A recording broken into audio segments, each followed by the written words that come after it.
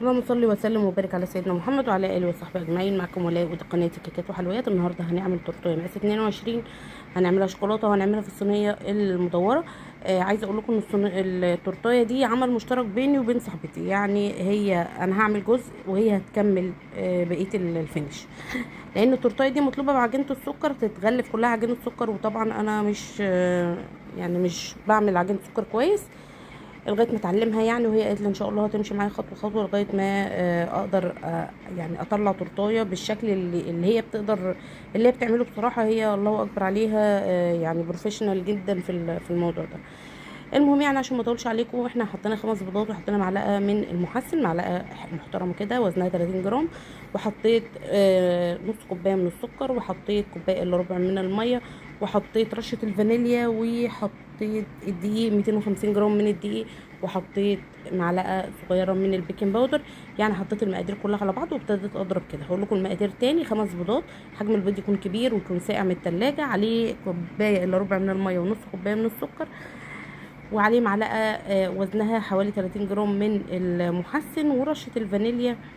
وبضرب كل المكونات طبعا على بعضها. والدقيق كان وزنه 250 جرام، وحوالي 10 جرام من البيكنج باودر. طبعا الدقيق والبيكنج باودر بندخلهم كويس جدا. وبعد كده بفضل اضرب فيهم كده لغايه ما قوامه يرتفع، يعني تقريبا 3 دقايق كده بالعجان لو انت عندك سرعه العجان عاليه. بصوا انا عندي الترابيزه كان متحركه كده من مكانها، فبصوا العجان كان بتحس ان هو بيتحرك جامد. بس يعني رجعت الترابيزه كده مكانها تاني، فالحركه دي قلت شويه. المهم جبت الصينيه عندي مقاس 22، وابتديت احط كده من تحت في القاع ورق من ورق الحواوشي او ورق الخبز، ده بيتباع عند مستلزمات الحلويات. وبالظبط خدت معايا 3 دقايق ونص، يعني 3 دقايق و30 ثانيه بالظبط. كان خلاص ابتدى يعلى في العجان كده والدنيا كانت تمام. طبعا في الوقت ده بشغل الفرن بقى على درجه حراره متوسطه اول ما يسخن، وبعد كده بوطي بقى على درجه حراره 180، اللي يعتبر اول يعني مش اهدى حاجه اللي بعدها على طول. الصينيه دي خدت معايا بالظبط في الفرن 35 دقيقه. 35 دقيقه كانت ابتديت اطلعها كده واختبرها، وكان القلب بتاعها الحمد لله ما فيهوش عجين ولا حاجه. ودي اهم حاجه، لان الناس اللي لسه مبتدئه ولسه بتعمل الصواني بتاخد وقت عن الصاج، وممكن انت تحطي ايديكي من فوق تحسي ان الوش بتاعها ناشف، فتفتكري ان هي خلاص استوت من، لكن جوه بيبقى قلبها عجين. فخدوا بالكم من القصه دي. طبعا انا عشان كانت التورتيه مطلوبه مني تبقى شوكولاته، فانا بعد ما خلصت كده في اخر مرحله جبت معلقه كده من الكاكاو الاسباني الخام ونخلتها، وهبتدي ادي لها ضربه كمان، وده كده يبقى المكونات بتاعتي كده تمام جاهزه. طبعا انا بضرب في العجان كده علشان اتاكد ان كل الكاكاو داب، وكمان ما يبقاش قطعه بقى لون ولون، لان التورتيه كلها شوكولاته. عارفين لو ما بيبقى تورتيه نص ونص مش بيفرق معايا قوي يعني الموضوع ده، يعني لو فيها حته بيضه ولا حاجه هي كده كده بيبقى نص ونص يعني. فانا اديتها تقليبه كده برضو تقليبه محترمه، وهبتدي اخد المكونات دي كلها واصبها عندي في الصينيه او القالب او ايا كان اللي انت بتشتغلي فيه. الكميه دي هتطلع لي التورتايه مقاس 22 4 طبقات. طبعا لو انت مش حابه الطبقات تبقى عاليه، وكمان على منشار. انا ما عملتهاش بالمنشار بصراحه، لان فضلت ادور عليه ما لقيتوش، فقطعتها كده بالطرنش او بالسكينه. هوريكم برضو بعد الخبزه هتبقى عامله ازاي. طبعا بنسويها كده وبندبها كده دبتين محترمين علشان ما يبقاش فيها فراغات من النص، وانت بتقطعيها. لو ما تاكدي يعني لو ما عملتيش كده هتبقى فيها فراغات كتير. بصوا سويتها خدت معايا زي ما قلت لكم كده صواني، يعني اعملها لها صواني وبقفلها لها وهي تغلف على طول. جبت كده البورد بتاعتي وابتديت اثبت كده اول طبقه. وعايزه اقول لكم ان الميل اللي حصل في اول طبقه دي، يعني المفروض انا كنت كملت بقى الحته دي، مش عارفه ليه يعني ما جاش في بالي، بس حصل يعني حسيت ان التورتايه في الاخر في التقفيل هوريها لكم فيها ميل بسيط. طبعا هي كانت طالبه ان الجناش يبقى تقيل، يعني مش الجناش، الكريمه تبقى تقيله جدا، علشان هيتحط عليها لسه طبقه كمان. يعني هي التورته دي دورين، تمام. فانا حاولت اتقلها لها كده واحط في النص مكسرات او جناش. هي قالت لي خليها الاحسن تحطي كريسبي او مكسرات، بس ما كانش عندي ولا شوكولاته شيبس ولا كريسبي، فحطيت لها كريسبيات اللي هي صغيره دي. عملت ال4 طبقات كده ودخلتها بقى. بصوا بشيل كده الاحرف دي، لان هي قالت لي انا عايزاها كلها ما يبقاش فيها اي حته طالعه ولا نازله ولا داخله ولا طالعه ولا اي حاجه فيها مش مظبوطه. ليه؟ لان هي هتعملها كلها جناش. كانت المفروض ان هي تغطيها كلها بطبقه تقيله من الجناش، بس كلمتني قالت لي معلش اعملي انت الخطوه دي.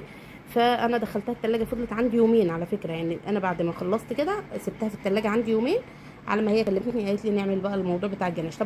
طبعا الجناش ده تقيل، وانا هقول لكم على المقدار بتاعه بالظبط. واول حاجه بس انا كده جبت شويه حطيتهم في البورد من تحت ودخلتها التلاجة الاول، يعني دخلتها الاول كده تشد شويه، حطيت الفاكيوم ودخلتها تشد. ليه بقى؟ علشان الجناش ده يمسك، فلما اجي احط جناش عليه تاني ما يطلعش بره، فاهمين؟ يعني الجناش اللي انا بصبه كده من هنا من ورق الفاكيوم، لو انا ما كنتش حطيت الطبقه اللي من تحت دي في الاول كان كل اللي هحطه هينزل، فاهميني؟ فانا عملت كده الاول وحطيت عليه الفاكيوم ودخلتها التلاجة، فالجناش مسك اللي تحت في الفاكيوم. وبعد كده كملت بقى المرحله اللي بعدها. طبعا الجناش ده تقيل وكان بدرجه حراره الغرفه، ما ينفعش اسيبه لما يجمد، لان لو سبته لما يجمد مش هيبقى سهل معايا في الصب زي ما انتم شايفين كده. وجبت كيس بقى اللي هو بتاع مستلزمات الحلويات اللي احنا بنحط فيه الكريمه، وفتحته كده من تحت وابتديت انزل زي ما انتم شايفين. بصوا كل الاماكن بقى اللي انا حاسه ان هي فاضيه ابتدي ادخل فيها الجناش. الجناش ده كل 100 جرام من الشوكولاته عليهم معلقتين من الميه. عارفين معلقه الميه اللي هي معلقه الاكل دي؟ حطيت معلقتين على كل 100 جرام. خدت مني تقريبا نص كيلو شوكولاته خام. تمام، يعني انا سيحت نص كيلو. وابتديت احط كده على كل قالب، يعني شفتهم مش فاكره بصراحه عشان هي كانت معايا والله بالتليفون، بس دي كانت اول مره انا قلت يعني اشارككم بس الفكره. وبعد كده جيت من فوق كده ببواقي الجناش وابتديت اقفل بقى الجزء اللي فوق ده. بصوا هي طريقه سهله جدا جدا والله. بصوا ولا فيها تعب ولا اي مجهود ولا اي حاجه. بصوا هتقفلي الجزء ده، وطبعا زي ما انتوا واخدين بالكم تحسوا ان ايه، ان التورتيه فيها ميل بسيط كده. بصوا دخلتها بقى الفريزر، قعدت تقريبا ساعه او ساعتين يمكن كمان. بصوا بعد كده شلت الورق. طبعا التنافيش بقى اللي هي انتوا زي ما انتوا شايفين كده، اللي طبعا الجناش ما وصلهاش كويس. بصوا ببتدي اجيب برضو من الكميه اللي كانت فضلت عندي، وببتدي اقفل بقى الحتت اللي هي الخروم دي او اي مكان انا حاسه ان هو مش مظبوط زي ما انتوا شايفين كده. تخيلوا بقى ان دي لو انا حبيت اعملها من غير ورق الفاكيوم كانت هتاخد معايا وقت قد ايه، وهتاخد مني جهد قد ايه على ما اطلعها تبقى ناعمه كده. لا بصراحه الطريقه دي سهله وجميله جدا، وانا هعتمدها باذن الله، وبتطلع الحاجه ناجحه جدا. جبت طبق بقى فيه ميه سخنه وابتديت انزل بالسكرابر كده واشيل كده ايه الزيادات. لو في اي حاجه بقى منتشه حاجه مش مظبوطه ببتدي الف كده واشيلها، وبتنعم معايا وبتبقى جميله جدا. بصوا الميه بقى الدافيه دي او اللي هي السخنه، ميه سخنه بس مش بتغلي يعني، فاهمين؟ اول ما سخنت معايا كده طفيت عليها وحطيتها في طبق واسع، وابتديت انزل بقى بالسكرابر. فالسكرابر بيسخن ويمشي معايا في الجناش، لان الجناش لما دخلته التلاجة جامد جدا على فكره. تمام، هو دي كده بقى الطريقه الصح لتغليف التورت اللي هتتعمل عليها عجين السكر. وطبعا هي كانت قايله لي على طريقه تانية غير كده خالص، ان هي تتعمل بكريمه زبده، وهي بصراحه كريمه الزبده هي ما جابتهاش، فانا عملتها زي ما انتم شايفين كده. بس ان شاء الله التورتيه اللي جايه باذن الله هعملها لكم بكريمه زبده، وهنشوف برده المقادير بتاعتها وكل حاجه. بصوا ناعمه وجميله ازاي. طبعا هدخلها، وطبعا بقى انا هبعتها لها وهي هتكمل، وان شاء الله الفيديو هتصوره لي وتبعته لي وانا هنزله لكم بطريقه تغليفها، وهتعملها ازاي الطبقه اللي فوقيها اللي هي الفيك. هي هتعمل طبقه فيك برضو هتغلفها بعجينه سكر، وهتشوفوا الفينش الاخير. هي الله اكبر شغلها ممتاز جدا، وان شاء الله تفيدنا برضو. يا رب الفيديو يعجبكم، ما تنسونيش في اللايك والاشتراك في القناه وتعليقاتكم الجميله اللي دايما بتفرحني، وشكرا لكم.